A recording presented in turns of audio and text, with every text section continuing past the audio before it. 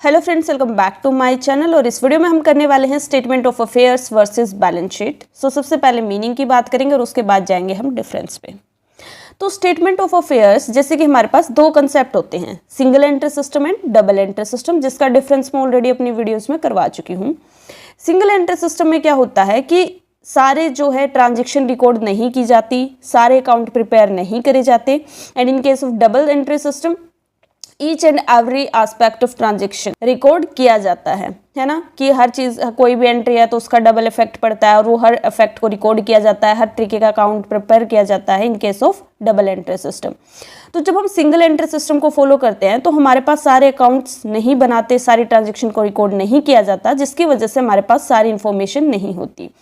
तो जब भी हमें जो है कैपिटल फाइंड आउट करनी होती है, चाहे वो ओपनिंग कैपिटल फाइंड आउट करनी है, चाहे वो हमारी एक तरीके से क्लोजिंग कैपिटल जो हमारे साल के एंड में बच गई है, वो हमने अगर जो है फाइंड आउट करनी है, तो हम स्टेटमेंट ऑफ अफेयर्स बनाते हैं, चाहे साल की स्टार्टिंग में या तो फिर एंडिंग में।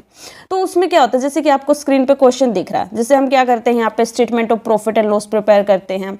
तो और यहाँ पे हमने जैसे यहाँ पे क्या बनाया है, स्टेटमेंट ऑफ अफेयर्स बनाया है। तो स्टेटमेंट ऑफ अफेयर्स बनाया जाता है किसकी तरह, बैलेंस शीट की तरह। और जो हमारी statement of profit and loss account है, ये जो है यहाँ से हमें पता चलता है कि हमें नेट प्रॉफिट हो रहा है या तो नेट लॉस हो रहा है। तो यहाँ से हम जो है सारी ट्रांजेक्शन को रिकॉर्ड करते हैं। स्टेटमेंट ऑफ अफेयर्स से हमें पता चलेगा हमारी कैपिटल कितनी है, राइट, एंड में फिर उसके हिसाब से जो है यही वाली कैपिटल हम ट्रांसफर करेंगे statement of profit and loss account में, और फिर उससे पता चलेगा हमें नेट प्रॉफिट हो रहा है या फिर लॉस हो रहे हैं। होता क्या है, हमें जितनी भी इंफॉर्मेशन गिवन होती है वो सारी हम जो है स्टेटमेंट ऑफ अफेयर्स में लिख देते हैं, कि इतना कैश है, इतना स्टॉक है, इतने डेटर है, क्रेडिटर, जो का सब कुछ डाल देंगे।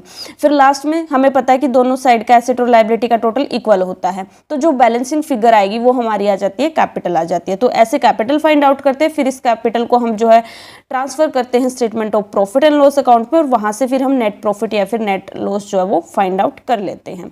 बट अगर हम बात करें डबल एंट्री सिस्टम में, वहां पे क्या होता है, हम trading profit and loss account बनाते हैं, यहाँ से ग्रोस प्रॉफिट या ग्रोस लॉस निकल के आता है, फिर यहाँ से नेट प्रॉफिट या नेट लॉस निकल के आता है, फिर हमारी बैलेंस शीट बनती है। ऐसे ही बनाते हैं और यहाँ पे हमारे पास जो है वो सारी इंफॉर्मेशन भी होती है। तो बात आती है बैलेंस शीट और स्टेटमेंट ऑफ अफेयर्स की। देखो बैलेंस शीट का मेन ऑब्जेक्टिव क्या है, कि हमें पता चले हमारी फाइनेंशियल पोजीशन का, क्योंकि हमें कैपिटल का तो पता ही है, तो हम यहाँ पे ये देखना चाहते हैं हमारे पास एसेट कितने हैं, कितनी लायबिलिटी है, कितने डेटर है, कितने क्रेडिटर हैं, लोन लेना है, देना है। तो हमें हमारी फाइनेंशियल पोजीशन का पता चले कितनी स्ट्रॉन्ग है, तो वो हमें बैलेंस शीट से पता लगती है। स्टेटमेंट ऑफ अफेयर्स क्यों बनाई जाती है, ताकि हमें पता चले कि हमारी कैपिटल कितनी है at a point of time. इसके बाद डबल एंट्री सिस्टम में हम बैलेंस शीट बनाते हैं और सिंगल एंट्री सिस्टम में हम जो है स्टेटमेंट ऑफ अफेयर्स बनाते हैं। इसके अलावा अगर हम बात करें हम किसके बेसिस पे बनाते हैं, देखो स्टेटमेंट ऑफ अफेयर्स क्या है, इनकम्प्लीट अकाउंट्स हम जो है वो प्रिपेयर करते हैं सिंगल एंट्री सिस्टम में, और उसकी वजह से हमारे पास लिमिटेड अकाउंट्स होते हैं, जिसके लिए हम जो है वो स्टेटमेंट ऑफ अफेयर्स बना रहे होते हैं।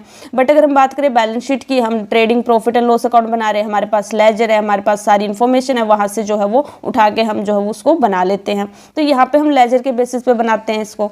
इसके अलावा जो है हमारी स्टेटमेंट ऑफ अफेयर्स में लिमिटेड अकाउंट्स होते हैं, उसके बेसिस पे जो इसको बनाया जाता है।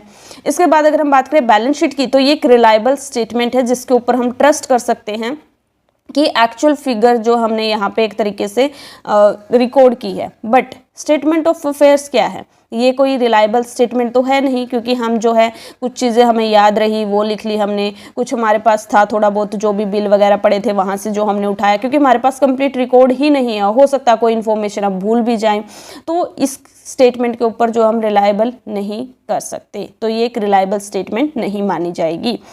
इसके अलावा जो हमारी बैलेंस शीट है, ठीक है, तो इससे पहले क्या बनता है, ट्रायल बैलेंस बनता है, फिर हम जो है बैलेंस शीट बनाते हैं, trading profit and loss account बनाते हैं, फिर हम जो है वो बैलेंस शीट बनाते हैं। बट स्टेटमेंट ऑफ अफेयर्स के केस में जो है ट्रायल बैलेंस नहीं बनाया जाता। यहाँ पे तो हम ट्रायल बैलेंस क्यों बना रहे हैं, ताकि हमें पता चले कि हमने जो है एक तरीके से अर्थमेटिकल एक्यूरेसी के लिए, कि हमारी जो है एक तरीके से कि हमने सारी चीज़ें रिकॉर्ड कर ली हो, कोई गलती ना हुई हो, कोई एरर ना हुआ, उसको फाइंड आउट करने के लिए। बट स्टेटमेंट ऑफ अफेयर्स में तो कुछ चीज़ें हमने रिकॉर्ड ही नहीं कर रखी, तो हम वहाँ पे क्या अर्थमेटिकल एक्यूरेसी को चेक करेंगे, तो यहाँ पे हम ट्रायल बैलेंस नहीं बनाते। इसके अलावा अगर हम बात करें बैलेंस शीट की, तो इसमें क्या होता है कि हमारा दोनों साइड इक्वल होता है, ठीक है। तो एक तरीके से हमें जो है यहाँ पे अर्थमेटिकल एक्यूरेसी का भी पता चल जाता है कि कहीं कोई गलती तो नहीं हुई। बट स्टेटमेंट ऑफ अफेयर्स में तो ऐसा है नहीं, हम बैलेंसिंग फिगर को ही कैपिटल मान लेते हैं। तो यहाँ पे ये कोई प्रूफ नहीं है हमारे पास, या हमें यहाँ पे हमें अर्थमेटिकल एक्यूरेसी का नहीं पता चलता कि हमने सब कुछ अच्छे से रिकॉर्ड करा है या नहीं करा, तो वो चीज़ हम यहाँ से फाइंड आउट नहीं कर सकते। और जो एक वैलिड प्रूफ भी किसको माना जाता है, बैलेंस शीट को ही माना जाता है। जो स्मॉल बिजनेस होते हैं, जो इनकी जो मोस्टली ट्रांजैक्शन कैश में होती है, वो स्टेटमेंट ऑफ अफेयर्स को फॉलो कर सकते हैं। बट नॉर्मली बिजनेस की अगर हम बात करें, ठीक है, क्योंकि बिजनेस में क्रेडिट डील होती है ना, तो वहाँ पे जो है बैलेंस शीट स्टेटमेंट बनाना ही सही रहेगा, ताकि हमें अपनी फाइनेंशियल पोजीशन का पता चले। सो गाइज, इस वीडियो में इतना ही। Thank you so much for watching this video. कोई डाउट है तो आप पूछ लीजिए कमेंट बॉक्स में। Bye bye, take care, have a good day.